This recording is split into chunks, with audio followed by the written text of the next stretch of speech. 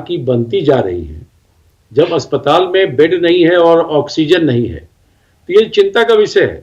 आखिर गवर्नमेंट पिछले 1 साल पहले हम जहां थे वहीं आके फिर खड़े हो गए। तो पिछले 1 साल में हमने इतने पैसे इकट्ठे किए, पीएम केयर से लेकर सीएम रिलीफ फंड तक, कोरोना स्पेशल फंड बना, तो उन पैसों का उपयोग कहाँ हुआ? आज जब आवश्यकता पड़ी है तो लोगों को अस्पताल में बेड नहीं मिल रहा है और न ऑक्सीजन मिल रहा है। तो मैं समझता हूं इससे बड़ी त्रासदी का काल नहीं हो सकता।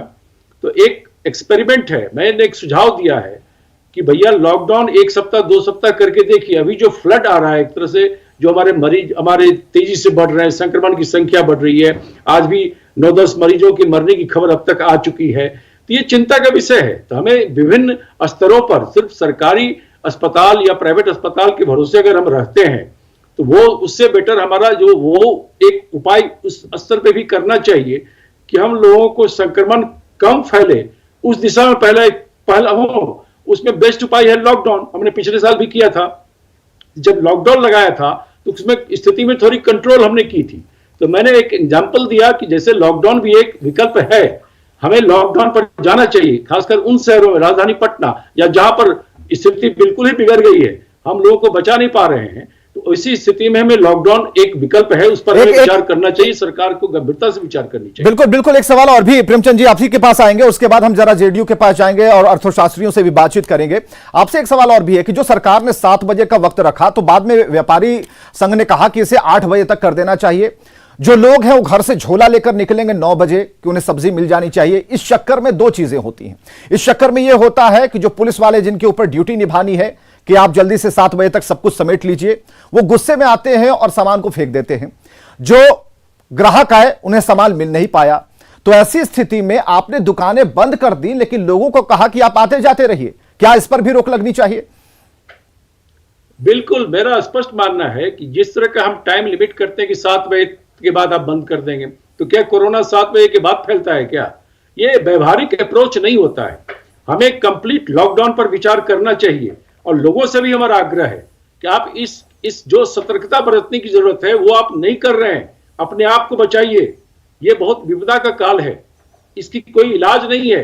जब कोरोना लोग जो टीका ले चुके हैं वो भी पॉजिटिव हो रहे हैं, तो समझ लीजिए टीका भी कोई बड़ा उपचार हमारे लिए नहीं हो रहा है। और वो भी बिहार जैसे स्टेट में, मैं आपको बताऊं विवेक जी, जो कोविशील्ड का टीका मिला, तो दूसरा डोज भी कोविशील्ड ही लेना होगा। अब कोविशील्ड में कहीं ना कहीं कमी आ गई है। हम अब कह रहे हैं कि हमको बाहर से मिला है कोवैक्सीन, तो जो कोवैक्सीन आया है वो लोग दोबारा सेकेंड डोज के रूप में नहीं ले सकते जिन्होंने कोविशील्ड ले रखा है। तो कई चीजें हैं जहां सरकार के स्तर से उसमें कहीं लापरवाही बरती गई है और लोगों के जान माल के ऊपर एक खतरा उत्पन्न हो गया है। बिहार ही नहीं, कई अन्य राज्यों में भी ये संक्रमण है। मैं सिर्फ बिहार की बात नहीं कर रहा हूं। अफजल साहब हमारे साथ जेडीयू से है।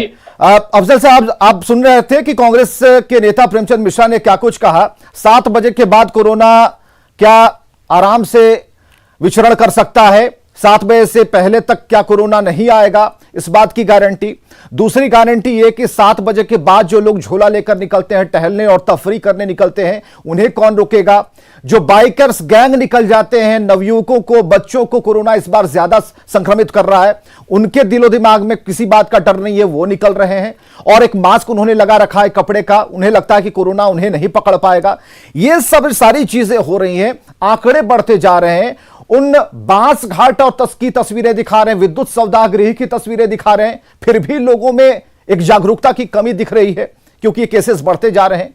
तो क्या एकमात्र अब लॉकडाउन विकल्प बचता है? हालांकि एक बात मैं जोड़ना चाहूंगा, प्रेमचंद मिश्रा ने कहा कि ये शुरुआती फेज में आप 7-7 दिन का शुरू कर सकते हैं, तो क्या इस पर सरकार विचार करेगी? देखिए लॉकडाउन के सिलसिले में अभी हाई लेवल की मीटिंग चल रही है या कोरोना के सिलसिले में। मैं ये नहीं कह सकता कि लगे या नहीं लगेगा, क्योंकि सब दलीय बैठक है। लेकिन मेरा भी मानना है, बहुत सारे लोग बैठे हुए हैं, सीनियर लोग बैठे हैं, उन लोग कहना कि लॉकडाउन एक समस्या नहीं है, लॉकडाउन एक समस्या का निदान नहीं है। बिल्कुल लॉकडाउन के परिणाम क्या होंगे, हम कुछ लोगों को बचाने के चक्कर में बहुत सारी समस्याएं उत्पन्न भी होगी। ये बिल्कुल सही है कि पिछले बार के जो 2020 में जो घटना लॉकडाउन लगाया गया, मैं पटना में था, फैमिली मेरी दिल्ली में थी, इमीडिएट मुझे भागना पड़ा। अब मालूम बात दोनों कि महीनों हमको लॉकडाउन का सामना करना पड़ा दिल्ली में। लेकिन इन सब के बावजूद मुझे ये कहना जरूरी है कि हम लॉकडाउन के से अगर समस्या का समाधान हो जाता है, बीमारियों का इलाज होता है, लॉकडाउन करना चाहिए। लेकिन सरकार के विभिन्न विभागों की बैठक आज है, मैं समझता हूं कि हेल्थ भी होगा और भी विभागों से राय मशवरा लेने के बाद से सर्वदलीय बैठक भी होगी।